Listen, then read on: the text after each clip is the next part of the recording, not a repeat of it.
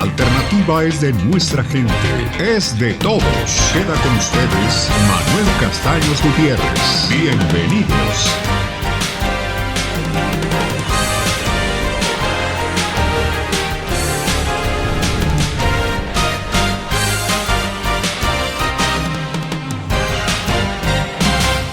Gracias por el favor de su atención y está como todos los sábados con nosotros el licenciado Fernando Fierro Leiva, director general de firma Fuerza Legal, con un tema muy interesante, la discrepancia fiscal. Fernando, ¿cómo estás? Buenas tardes. Muy buenas tardes, Manuel. Muy con el gusto de saludarlos como siempre. Pues fíjate que este tema de la discrepancia fiscal va a causar muy buena sensación. Vamos a guiar a las personas para que se den cuenta de qué se trata y qué hay que hacer. Amigos, la discrepancia fiscal se da cuando en un año de calendario un contribuyente, persona física, realiza gastos e inversiones que son superiores a sus ingresos. Entonces esto puede generar, Fernando, problemas a los ciudadanos, quienes en muchas de las veces pues se colocan en esta situación sin tener conciencia de ello. Esto viene a provocar que las autoridades fiscales pues inicien facultades de comprobación en contra que pueden concluir con fuertes afectaciones a su patrimonio y, en el peor de los casos, en la pérdida de la libertad. De esto y más nos vas a platicar, Fernando. Adelante. Claro que sí, Manuel, pues con mucho gusto. Ya ves que estas 2 últimas semanas hemos estado hablando de las declaraciones anuales de las personas físicas. Uh-huh. Y este es un tema pues que está muy vinculado, puesto que, digámoslo así, es un tema que trabaja sobre un razonamiento muy lógico, ¿no? Aquella frase de lo que entra, pues es lo que puede salir, no más. Uh-huh. Entonces, cuando hablamos de contribuciones, cuando hablamos de tributos que gravan, entre otras cosas, la capacidad contributiva que se manifiesta en función de lo que erogamos, de esas manifestaciones de riqueza, pues la autoridad, bajo ciertos parámetros y bajo ciertos razonamientos lógicos, uh-huh, pues puede detectar cuando alguno de nosotros tenemos un comportamiento incongruente y así poder pues iniciar un procedimiento en contra de aquellos. Muy bien, Fernando, explícanos pues, ¿quiénes pueden incurrir en discrepancia fiscal y en qué momento se puede manifestar esta discrepancia fiscal, sobre todo en una empresa? Bien, Manuel, mira, de entrada hay que señalar que este tema es para personas físicas, es decir, para nuestras amigas y amigos que ahorita nos están escuchando, ¿no? Uh-huh. Las personas morales no le es aplicable esta figura. Okay. Es para los individuos, personas físicas. Sí. ¿Por qué? Bueno, las personas físicas obligadas a presentar declaración anual, pues deben manifestar los ingresos percibidos en el ejercicio fiscal correspondiente. Sin embargo, en muchos casos, quienes presentan las declaraciones pierden de vista que durante ese mismo año tuvieron erogaciones muy por encima de los ingresos declarados, ¿no? Lo que configura una probable discrepancia fiscal que podrá dar lugar a que en el futuro las autoridades fiscales ejerzan facultades de comprobación en su contra, con el propósito, primero, pues de que aclaren tal discrepancia, ¿no? Y de lo contrario, uh-huh, pues vendrán algunas consecuencias. Bueno, entonces, ¿nos podrías decir qué ley o leyes contemplan esto de la discrepancia fiscal? Esta figura de la discrepancia fiscal está establecida de origen en la Ley del Impuesto sobre la Renta, en el título 4, precisamente de las personas físicas. Y por ahí, Manuel, si me permites la lectura, en su artículo 91 señala que las personas físicas podrán ser objeto del procedimiento de discrepancia fiscal cuando se compruebe que el monto de las erogaciones en un año de calendario sea superior a los ingresos declarados por el contribuyente o bien a los que hubiere correspondido declarar, ¿no? Para tal efecto, también se considerarán erogaciones efectuadas por cualquier persona física, las consistentes en gastos, adquisición de bienes, depósitos en cuentas bancarias, en inversiones financieras o tarjetas de crédito. Entonces, la discrepancia fiscal constituye una figura o un instrumento de fiscalización que tienen las autoridades y que pueden resultar muy eficaz para determinar supuestos ingresos omitidos. ¿Ahí qué le puede decir la autoridad fiscal a un contribuyente? Oye, ¿qué está pasando? Estás gastando más de lo que estás facturando. ¿De dónde sale este dinero? Correcto, Manuel, y desde luego cuando ya se cae en esa posición, esta figura de la defraudación fiscal, que nuestro Código Fiscal de la Federación, pues está tipificado como un delito de defraudación fiscal, ¿no? Y lo señala así en su artículo 109, sí. Quien realice en el ejercicio fiscal erogaciones superiores a sus ingresos declarados en el propio ejercicio y no compruebe a la autoridad fiscal el origen de la discrepancia en los plazos y conforme al procedimiento que establece la ley del impuesto sobre la renta, pues se considera que comete el delito de defraudación fiscal. Entonces estamos frente a un delito. Sí, ¿verdad? Sí, este es un delito. ¿Es grave el delito este? Puede ser grave, y las penas que establece el Código Fiscal de la Federación es prisión de 3 meses a 2 años, cuando el monto de lo defraudado no exceda de 1.932.000 pesos. Sí. Y puede ser de prisión de 2 a 5 años si oscila entre ese importe y los 2.898.490, y con prisión de 3 años a 9 años, que ya no alcanzan fianza, Manuel, cuando lo defraudado es superior a 2.898.490 pesos. Entonces, si por ahí tenemos esas manifestaciones de riqueza y que no las declaramos, y al final la autoridad no determina esas omisiones y arroja un crédito fiscal, o sea, contribuciones omitidas superiores a 2.898.000, pues estará frente a una... Esto lo tipifica la ley como un fraude, entonces. Es defraudación fiscal, es equiparada a defraudación fiscal. Ahora, si alguien pues está colocado en esta situación, Fernando, ¿cómo es que la autoridad lo puede detectar?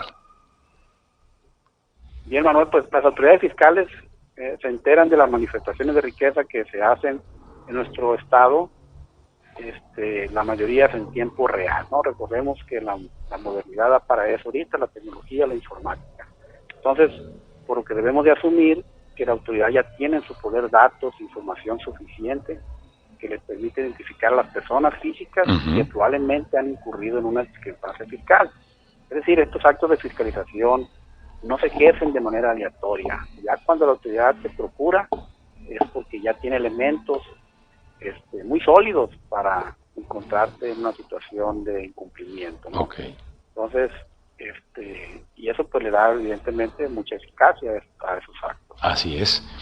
Pues está dura la situación. ¿Qué le podemos recomendar a las personas físicas para no caer en esto, Fernando? A ver, un comentario tuyo en lo personal. Bueno, sí, Manuel, mira, pues obviamente hay que estar muy bien asesorados, hay que estar muy conscientes de que cualquier manifestación de riqueza, o la gran mayoría de estas, en la actualidad, pues son ingresadas a una base de datos, y que esa base de datos está al alcance de las autoridades fiscales, y que es muy probable que si no es congruente con sus declaraciones de impuestos, con los ingresos que declara, va a dar pie pues a un acto de fiscalización. Entonces tienen que estar muy atentos y asesorarse siempre que realicen operaciones considerables, ya sean en un solo evento o la suma de muchos eventos. Sí. Es probable pues que se coloquen en esa situación y hay que asesorarse. Hay que asesorarse definitivamente para llevar todo en regla. Ahora, ¿Cómo se desarrolla todo esto, todo este procedimiento del que estás hablando? ¿Qué pasos se deben de seguir para estos actos de fiscalización a través de la discrepancia fiscal? Mira, el propio artículo 91 del Código Fiscal de la Federación señala que las autoridades fiscales le van a notificar al contribuyente por algún medio, puede ser impreso, puede ser digital, a través de buzón tributario, que el monto de las erogaciones detectadas y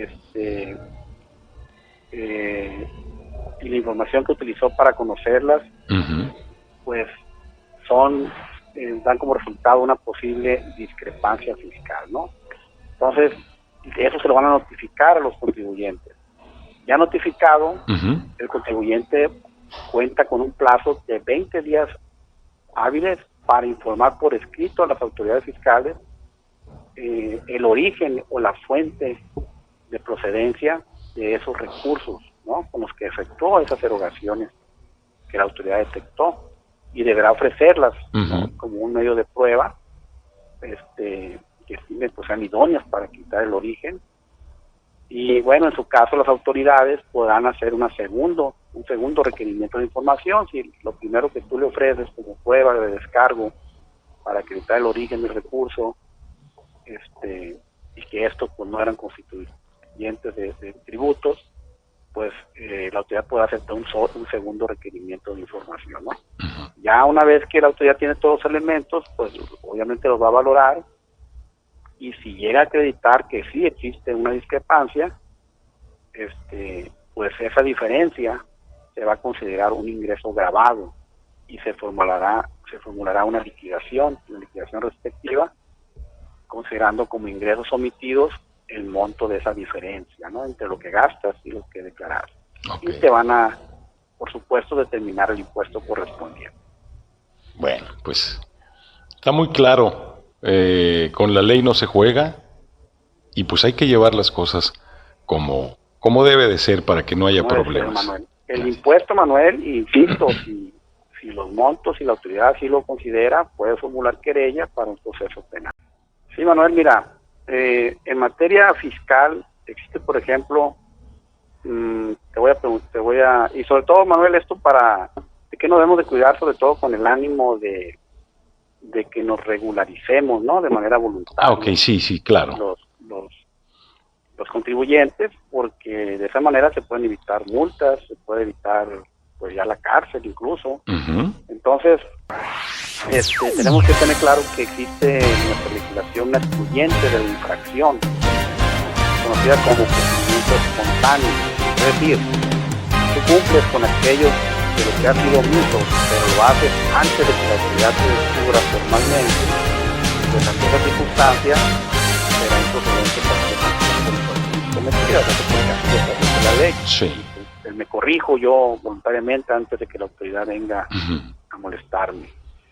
En materia de delitos fiscales, Manuel, el Código Fiscal señala que no se formulará querella si quien, encontrándose en caso de discrepancia fiscal, entera espontáneamente con sus recargos el monto de la contribución omitida, igual antes de que la autoridad te descubra, ¿no? Entonces, sí, por eso es muy importante el mensaje a nuestras amigas y amigos que nos escuchan, que si ellos perciben, tienen la sensación de que tuvieron erogaciones muy grandes y que no están dados de alta en Hacienda, de que no han hecho sus declaraciones, se acerquen a los profesionistas para que se puedan corregir, ¿no?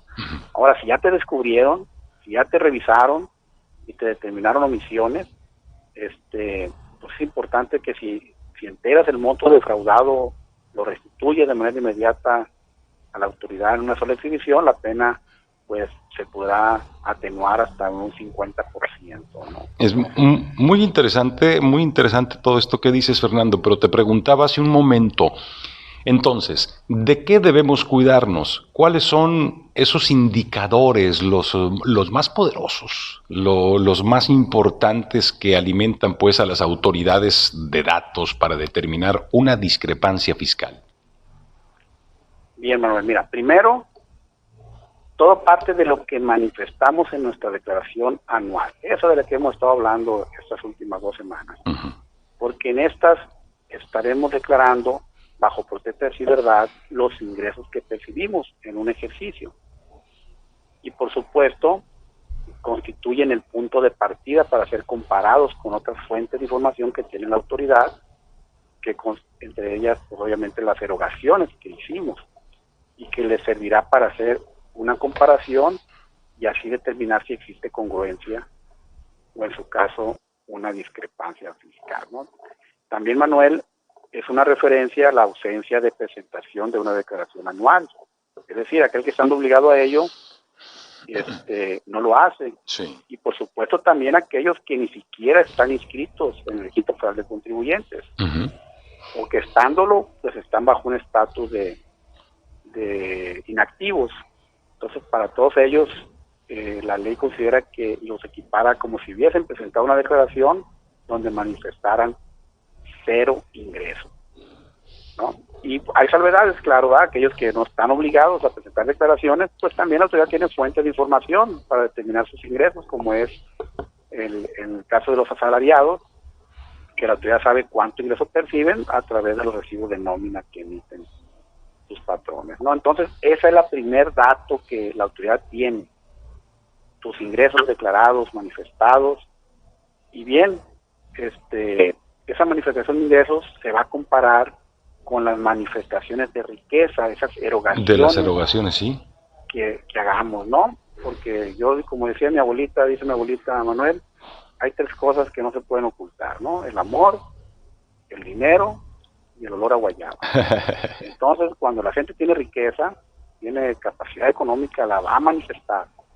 Entonces, la autoridad, para conocer el monto de esas erogaciones, se va a hacer valer de cualquier información que obre en su poder, ya sea que esté en sus expedientes, ya sean documentos o bases de datos, o porque le haya sido proporcionada por terceras personas, ¿no? O sí. otra autoridad. Entonces, ¿cómo podemos comparar los ingresos?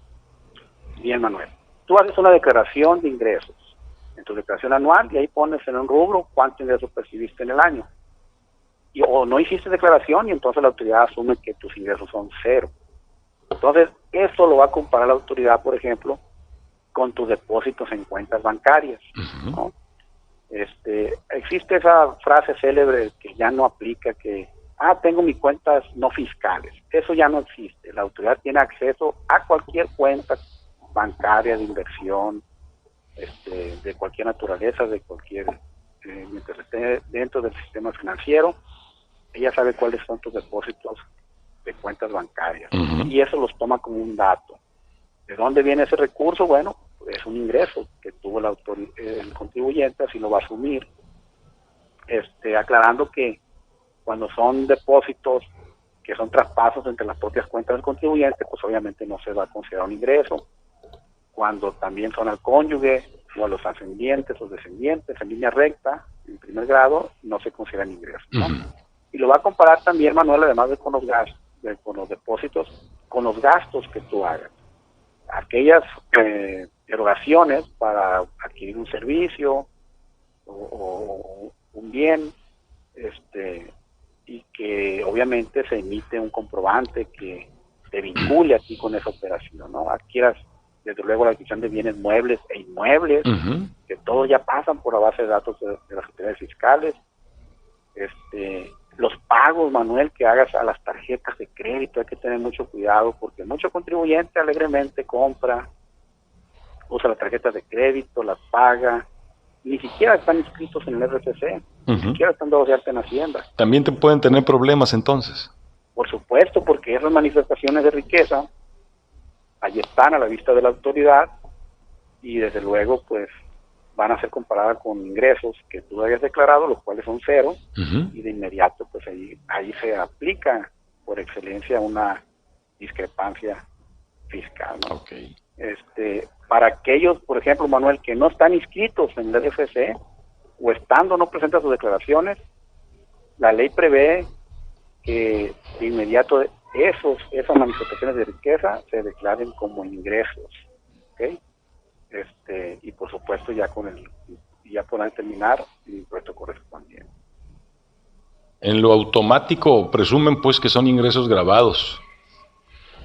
En automático. La ley dice que se presumirán ingresos. y a esos ingresos pues se les va a aplicar la tarifa. Oye, Fernando, ¿cuál es tu opinión acerca de este procedimiento que lleva a cabo las autoridades en estos casos? Supongo, es nuevo, ¿no? Es parte de las reformas de los últimos años, pues de lo contrario, como se explicaría tanto servidor público enriquecido, tanto fraude al pueblo, tanta corrupción y por supuesto otras formas de delincuencia. Mi estimado Manuel, ¿cuántos años crees tú que la figura de la discrepancia fiscal, de mi modo parece que te voy a entrevistar yo a ti, pero ¿cuántos años crees que esta figura existe en nuestras leyes como un medio para que las autoridades fiscales detecten aquellos que evaden declarar sus ingresos? Ajá. Y que inevitablemente los llevaría a descubrir fraudes, corrupción, abusos, principalmente de nuestros gloriosos políticos? Pues yo me imagino que es nuevo esto, ¿no?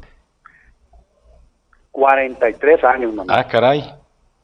Hace 43 años las autoridades fiscales poseen la facultad de detectar la discrepancia fiscal.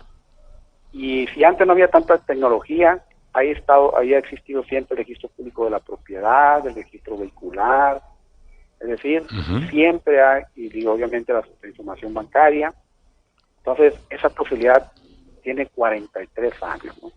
Y es un procedimiento pues que se ha seguido de manera discrecional, que quienes ostentan el poder, Manuel, pues a veces ordenan en contra de aquellos que así les convenga, pero que sin duda pues constituye una herramienta que puede ser altamente eficaz y que como ciudadano, pues yo te diría, hay que aplicarla, ¿no? Hay que la empiecen a aplicar con todo rigor y empezando por los servidores públicos de alto nivel, claro, de arriba hacia abajo. Como se está haciendo. Los políticos que andan ahorita en campaña, Manuel, a sus familiares cercanos, y te puedo asegurar que por regla general, la mayoría de ellos, para no decir que todos, están en una posición de discrepancia fiscal, que sería la regla general para mi gusto, y las excepciones, pues, habría que ver. Ahí es donde debe de poner también mucha atención el Instituto Nacional Electoral, de los candidatos que tengan discrepancia fiscal, que tengan pendientes y fraudes con el fisco, pues no los deberían de permitir que fueran candidatos a ningún puesto. Por supuesto, Manuel, y las autoridades fiscales pues tienen esa facultad de hace 40 años. O sea, ¿qué tanto tiempo les pueda llevar a indagar sobre los bienes, muebles, inmuebles, cuentas bancarias, inversiones de un personaje, cualquiera que éste sea? No solamente aquí en territorio nacional, sino en otros países, haciendo valer los convenios de intercambio de información, claro, que existen a través de los tratados internacionales, y pues evidentemente esto nos lleva a una conclusión, que ha existido siempre complicidad entre las autoridades. Así ¿no? es. Pues machacando al pueblo que trabaja, al que intenta ser productivo, y permitiendo que alegremente se enriquezcan quienes debieran ser servidores. Pues muy interesante este tema, Fernando. Nos quedan 2 minutos y medio. Una pregunta, recomendaciones para todos los contribuyentes. Bien, pues amigas y amigos que nos escuchan, mi recomendación es que no se confíen, ¿no?, en ese eslogan que dice, que andan por ahí sacando, que ya no ocupas un contador para hacer tus declaraciones. Si usted enajenó un bien inmueble, si usted adquirió un bien inmueble, si usted recibió un donativo, si usted recibió préstamos, si usted recibió herencias, legados, premios, le puedo asegurar que hay cosas que no sabe, que hay cosas que no está manifestando en sus declaraciones, que a la postre le pueden colocar en una situación de discrepancia fiscal. Porque si usted recibió recursos, digamos, pensando en una herencia, y no la declara, esa riqueza la va a manifestar el próximo año, y entonces le van a preguntar de dónde obtuvo, ¿no? Igual a lo mejor va a poder aclarar, que es importante hablar de eso, usted lo va a poder aclarar con las testimoniales correspondientes, con las documentales, pero lo va a visitar, lo que desconocemos, la visita incómoda de las autoridades, y eso puede llevar a otro tipo de consecuencias, ¿no? Fíjate, Manuel, en la mañana quiero también una recomendación importante. Sí. En la mañana tuvimos en nuestra asociación de contadores y fiscalistas sinaloenses como invitado al delegado en Sinaloa de la Procuraduría de la Defensa del Contribuyente, Sí. el licenciado y maestro en ciencias Óscar López Pascual, con el tema puntos finos de la Declaración Anual de Personas Físicas del 2020, tema que pues, hemos abordado aquí en las 2 semanas anteriores, y nos señalaba que los ciudadanos deben de tener mucho cuidado en estos momentos porque se está dando mucho el robo de identidad, que consiste, por ejemplo, que alguien de manera fraudulenta está utilizando recibos de nómina a nombre de alguien que no lo sabe, ¿no? Es decir, yo te robo la identidad y les pido recibos de nómina para deducir de impuestos, y utilizo tu nombre, tus datos, y por lo tanto pues tú ni sabes que tienes esos supuestos ingresos, ¿no? Fíjate, y eso te puede acarrear problemas. Puede acarrear problemas, Fernando, y sería muy interesante abordar ese tema del robo de identidad. ¿Cómo podemos hacerle? ¿Cómo podemos protegernos, no?